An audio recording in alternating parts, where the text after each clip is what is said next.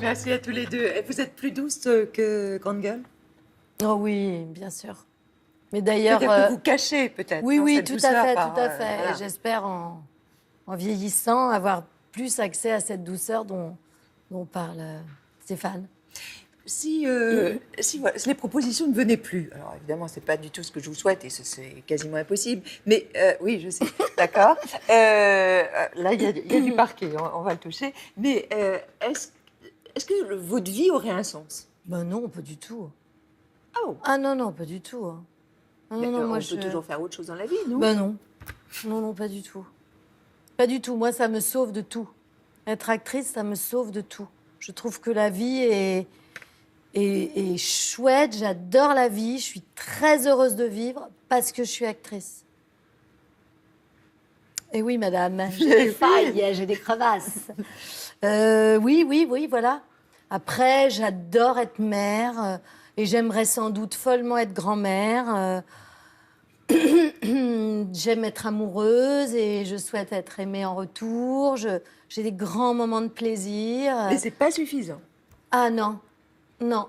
Moi, j'ai besoin d'être actrice pour vivre. C'est-à-dire donc d'avoir plusieurs personnages, enfin d'incarner des personnages. De quoi? Ben alors, c'est quoi donc? C'est quoi être actrice pour moi? C'est d'abord être avec les autres. C'est chercher, c'est m'interroger, c'est m'exposer, c'est m'amuser, c'est oublier le quotidien, c'est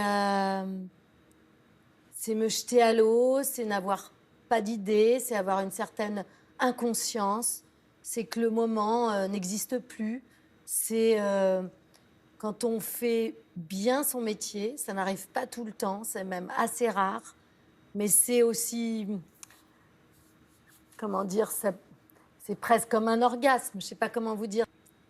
Embrasser qui vous Ça va, voudrez. c'est compréhensible. Oui, Oui, c'est oui. très, très compréhensible. Ça donne presque envie de faire ce métier, d'ailleurs, que le vôtre.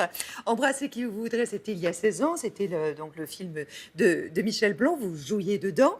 Je pense que c'est pareil pour les chanteurs de rock. Hein. Vous voyez ce que je veux dire? T'arrives, t'as ta guitare, t'as une foule devant toi et tu joues. Ça, c'est la scène. C'est la scène. Oui, qui veut oui, ça. mais je sais pas. Le temps n'existe plus. Il y a une distorsion C'est ça. du temps et de l'espace. Bon, C'est une excusez-moi, je vous ai parenthèse. C'est une coupé. parenthèse. Oui. En 16 ans, qu'est-ce qui a changé dans Véronique? Beaucoup de choses. Alors, Elle est veuve. Elle est veuve. Elle a une fille qu'on ne connaissait pas. Et elle est encore plus dans la mouise. Parce elle est enceinte. Non. La fille. Ma fille est enceinte. Alors, en même temps, on n'est pas censé le dire. Mais oui, elle est encore plus dans la mouise parce qu'elle est encore plus démunie, parce qu'elle a encore moins d'argent, parce qu'elle s'en est pas sortie, parce qu'elle ne fait pas les bons choix, parce qu'elle ne sait pas se débrouiller, quoi. Parce que c'est un personnage de comédie extraordinaire qui vit cauchemar sur cauchemar, mais qui reste avec, pas d'optimisme, mais une énergie pour s'en sortir qui est extraordinaire. On regarde la bande-annonce. Véro est dans une sale passe. Oui, mais depuis sa naissance. Heureusement que c'était pas de la brune. Excusez-moi. Tu prends tes affaires et tu Quoi? Mais pourquoi? Allez, tu vas coûter plus cher en fuite qu'en charge sociale. Oh, c'est pas sympa, il y avait du gras. Ça a évolué tes soucis? Ah oui, en drame. Qu'est-ce qui se passe? On va où? Dans le mur. Oh ma puce, t'as pris des joues, mais ça te va bien? Maman, je suis enceinte. Je vais aller pleurer un peu aux toilettes, c'est en bas? Ah. Putain. Oh merde. Ça, c'est un bon résumé de la situation. Ça va, toi? Je vais être peur. On sera jamais une famille normale.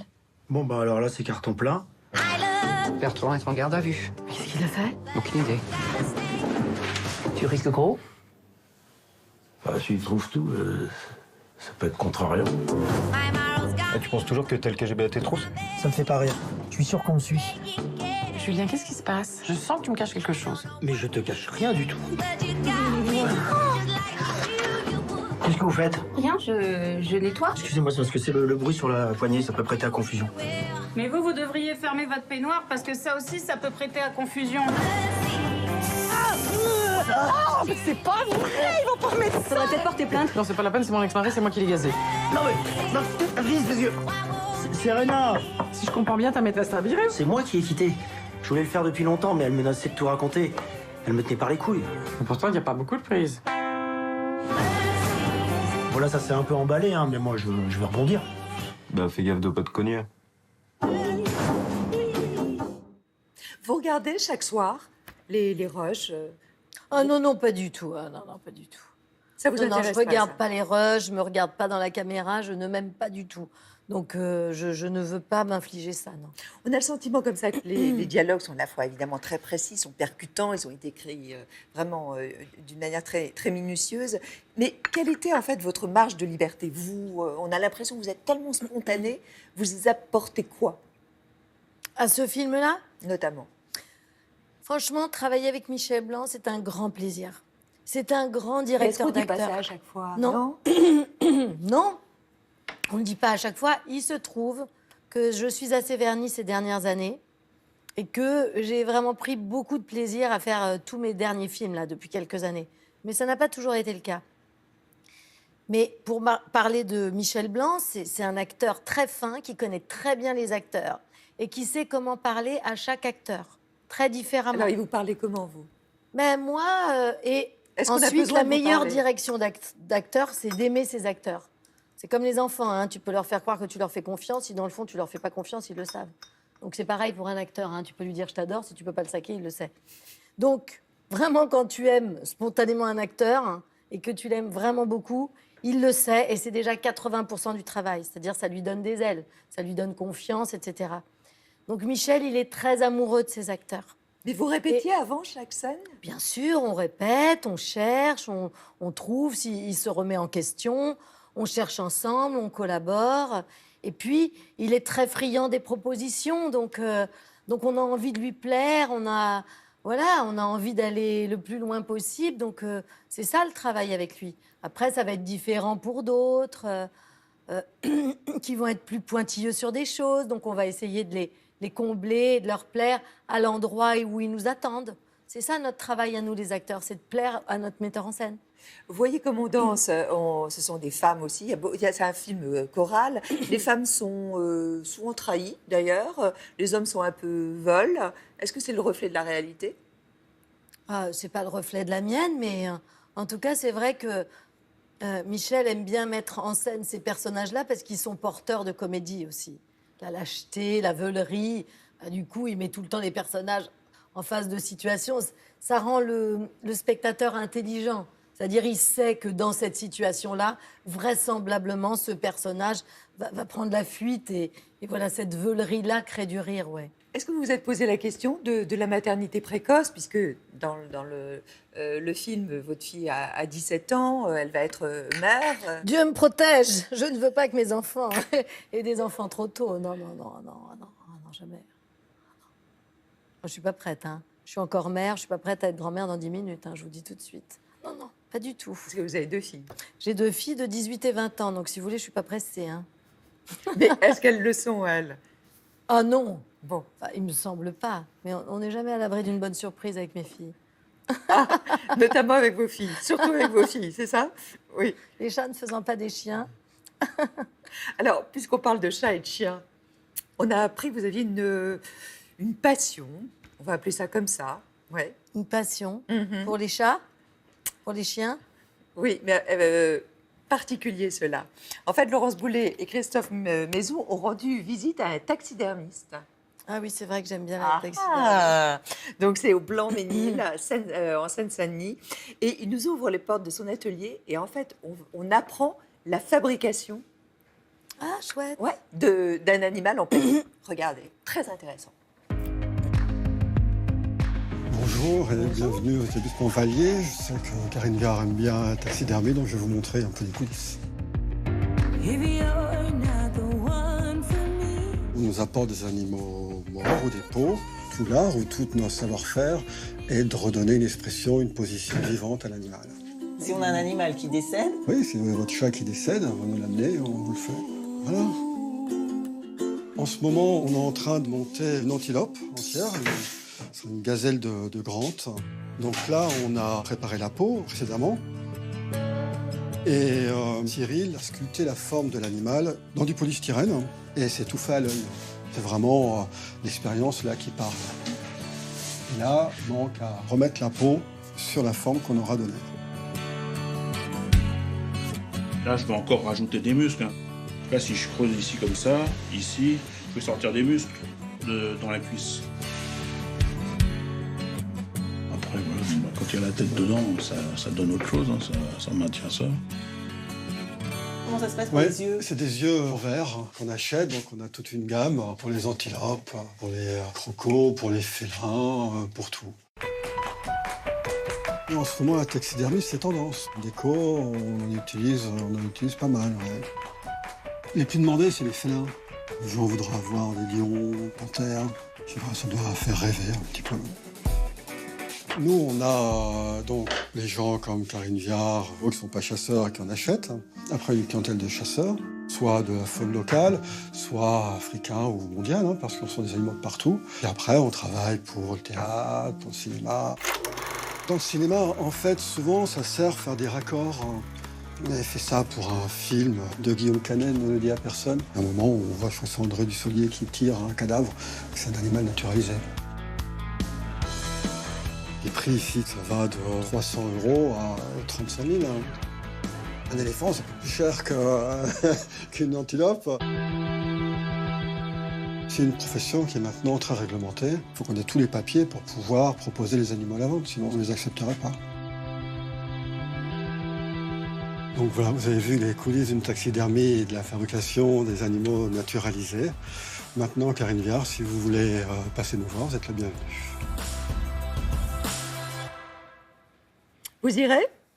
Ah, Ça vous c'est intéresse? intéressant, hein, ça m'a passionnée. Oui, ça m'a passionnée. Mais d'où ça vient? Je sais pas, ça m'a toujours intéressée, j'ai toujours aimé. Et vous en avez chez vous? Oui, j'en ai, j'ai pas mal d'oiseaux. Je sais pas, j'aime bien, je trouve pas ça du tout mortifère, au contraire, j'aime bien. J'aime bien être entourée de tous ces petits oiseaux. J'ai un lapin aussi. Mais j'adore les animaux, hein. Moi, dès que je voyage, je vais voir les zoos de tous les pays que je visite, etc. J'aime beaucoup ça. Et vous avez des animaux domestiques chez vous? J'ai un chat. J'ai une chatte que j'appelle Pamela, qui est un exotique short hair avec vraiment la gueule écrasée comme ça, j'en suis folle. Vous avez appelé avec 200 signataires, donc en couverture du Monde, un appel à la survie hein, de la planète. Ah oui. Hein. Ouais. Concrètement, pour vous, qu'est-ce qu'il y a de plus urgent? Ah ben ça, c'est-à-dire que j'ai le sentiment que, enfin, je veux dire, quand Trump il dit pour plus qu'il y ait d'incendie en Californie, il faut raser tous les arbres et tout ça, qui signe pas le truc là et tout ça. Enfin, je veux dire, c'est très très très flippant. Là, il faut qu'il y ait une prise de conscience collective. Alors, je comprends que les pays en voie de développement, ils sont encore avec des sacs en plastique, mais faut accélérer ce processus pour sauver notre planète, parce que là, ça devient catastrophique. Je veux dire, en plus, la planète se réveille. Je veux dire, les incendies hallucinants, les tsunamis, les tornades, les trucs. Les glaciers qui fondent. Ouais, non, moi, ça, c'est le sujet qui est super anxiogène pour moi. C'est le sujet dont j'ai du mal à parler tellement ça m'angoisse. Quand vous n'allez pas bien, vous, Karine, est-ce qu'on vous sent là, pleine de force, d'énergie? Vous êtes du genre à vous mettre sous la couette? Oui, vous allez vers les autres? Non, pas du tout. Je m'enferme. Je disparais, puis après, je réapparais quand ça va mieux. Et les 9 années de psychanalyse vous ont fait du bien? Ah, ça m'a sauvée, oui. Sauvée? J'en ai fait 9 ans, puis encore un peu, puis j'y retourne régulièrement. Ah oui, ça m'a sauvée. Franchement, la psychanalyse, quand c'est pour vous, il ne faut pas hésiter. Mais quoi. votre métier ne suffit pas? C'est pas une matière de se psychanalyser? Non, au ça n'a rien à quotidien? voir. Ça n'a rien à voir. Bah, c'est juste que parfois, la psychanalyse, ça vous empêche de... Moi, j'adore la psychanalyse. J'aime lire la psychanalyse, j'aime le principe de la cure analytique, j'aime la relation qui s'établit avec un psychanalyste. J'aime ça. Je trouve que c'est une grande aventure humaine. Je veux dire, tu peux pas faire une analyse par pure curiosité intellectuelle, hein, ça n'existe pas. Mais quand ça fonctionne, quand ça marche pour vous, quand vous rencontrez la bonne personne pour vous, c'est une aventure extraordinaire. où vraiment vous changez, vous vous modifiez, vous cessez de reproduire sans arrêt les mêmes schémas, vous comprenez les situations, vous comprenez pourquoi vous vous faites souffrir là, et qu'en fait, vous n'êtes pas forcément responsable, vous apprenez à être indulgent avec vous-même. Je trouve que ça permet de s'aimer mieux et d'aimer mieux les autres. Quand vous n'allez pas bien, vous dites je m'abrite, voilà, je suis dans mon bunker. Est-ce que ça vous arrive pas aussi de temps en temps d'aller un peu vers l'Espagne? Oui, j'ai acheté une petite maison en Espagne. Et ça, c'est bien. Alors, vous savez, on s'est dit, tiens, puisque Karine, maintenant, passe quelque temps sur une île espagnole, est-ce qu'elle parle espagnol? Claro que si. C'est-à-dire, je parlais espagnol un peu, mais je parlais espagnol un peu sans conjuguer les verbes, etc. Donc, j'ai pris des cours d'espagnol pendant une petite année afin de parler mieux espagnol. Parce que Alors, moi, j'ai une maison en Espagne, mais je veux communiquer avec tout le monde. Une séance de drague, allez, en espagnol. Impossible. Il y a un beau garçon, là. Comment t'appelles-tu? Vous lui dites, comment t'appelles-tu? Comment te llamas? Je suis française, mais je ne parle pas très bien espagnol. Soy francesa, pero no hablo muy bien español. Je voudrais un verre de sangria. Me gustaría un vaso de sangría. Es-tu libre cette nuit? ¿Está libre esta noche? Para hacer el amor. Peux-tu me donner ton numéro de téléphone? ¿Pudieras darme tu número de teléfono? Acceptes-tu les cartes de crédit? ¿Aceptas las tarjetas de crédito? De crédito? Si. Ça va, j'ai bien Pas répondu, mal. hein? Ah ouais. Pas mal. Ah non. Mais en fait, quand vous faites des choses, vous les faites vraiment à fond, vous, non? Bah, je l'ai fait à Vous fond. n'êtes pas une C'est-à-dire, dilettante. J'ai acheté une maison en Espagne. Bon, je la fais construire et tout ça. Moi, si j'ai acheté une maison en Espagne, c'est pas pour voir que des Français et que les copains que j'invite. Moi, j'ai acheté une maison en Espagne pour pouvoir parler aux petites vieilles qui sont marrantes, qui vont m'expliquer comment faire le pulpo à la galega. C'est ça qui m'intéresse. J'ai envie de pouvoir aller faire mes courses et de dire je voudrais ça, je voudrais ça. Qu'est-ce que vous me conseillez de prendre aujourd'hui? J'ai envie de pouvoir parler avec tout le monde. J'ai envie de pouvoir appeler le plombier, de lui dire j'ai un problème avec mon tuyau. Est-ce que tu peux venir? Et puis l'inviter à boire un verre. Et puis on boit un verre. Et puis il repart. Puis il a fait son boulot. Puis moi j'ai fait le mien. Je sais pas comment vous dire. C'est ça qui me plaît dans le fait d'avoir cette maison en Espagne. Si j'avais acheté une maison en Italie, bah, j'aurais appris à parler l'italien. Et vous demandez au plombier s'il est libre la nuit, non? Exactement. Oui, bien Et sûr. s'il accepte les cartes de crédit.